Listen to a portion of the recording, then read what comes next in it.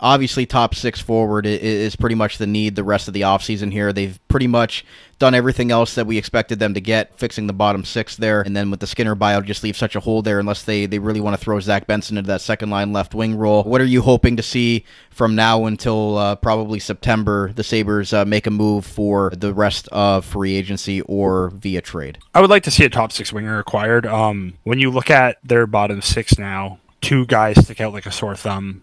Peyton Krebs, Jordan Greenway, because the rest of the bottom six, except for Zach Benson, who is one of their top young players in the organization, the rest of the bottom six are brand new, trade acquisitions or free agent signings. So those guys aren't going to get moved. It feels like Krebs or Greenway are the odd man out. Do you potentially package one of those two with one of your defensemen to maybe try and get that top six? I don't know. I did hear, Joe Yerdon and Lance Lozowski on maintenance day mention Joel Farabee's name.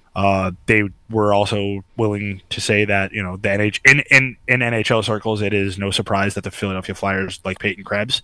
Maybe there's a move to be had there, but I will say if Adams does acquire a top six forward the rest of this offseason, it will really drastically change how Sabres fans view this offseason, because it'll probably take most people's opinions like me, where it's an okay offseason, to, all right, this is a solid offseason that sets the Sabres up to potentially push for a playoff spot.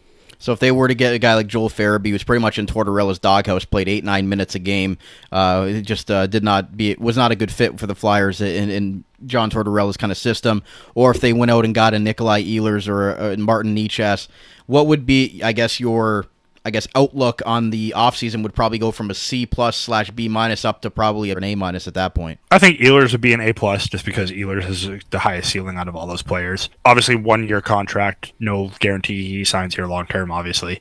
Necas would be good. I think I prefer Farabee over Necas, but if you give me any top six winger, yeah, I think most people would say this goes from a okay offseason to a very good one.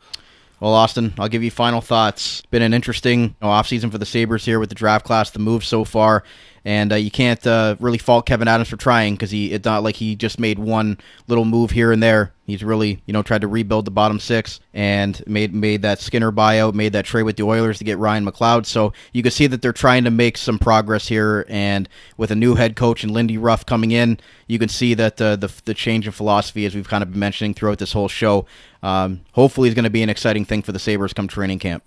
Yeah, he is trying. I'm tired of hearing that, though. I'm sure all Sabres fans are. He's done good. Like I said, I like the acquisitions that he has made. It's the move that he hasn't made yet that will continue to be a dark cloud over this team for the rest of the summer. Because right now you are desperately banking on, which I think it's okay to bank on it as a fan, Tage, Tuck, and Cousins bouncing back to closer to their form from 2 years ago.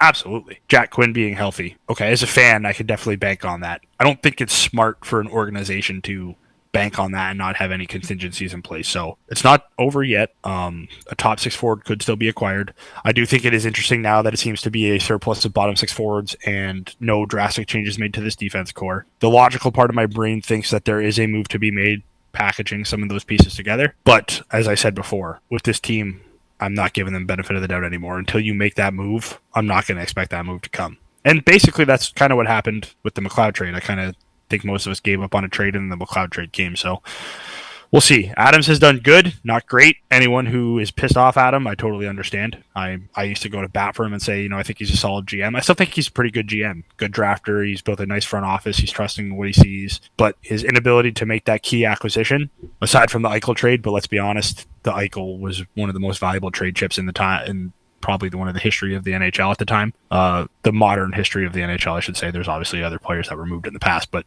it was kind of easy for him to make out okay with that move. But he needs to show that he can acquire that top six guy that they need. And until they do, we'll see.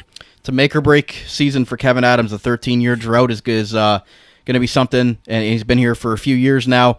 New coach and Lindy Ruff might be his last if he's not able to make the playoffs here with the Buffalo Sabres, and we'll see what Lindy Ruff does with this team. But we're optimistic that they make a move here for a top six forward here the rest of the offseason, and hopefully we have something better to come back and talk to you about for the season preview show in September.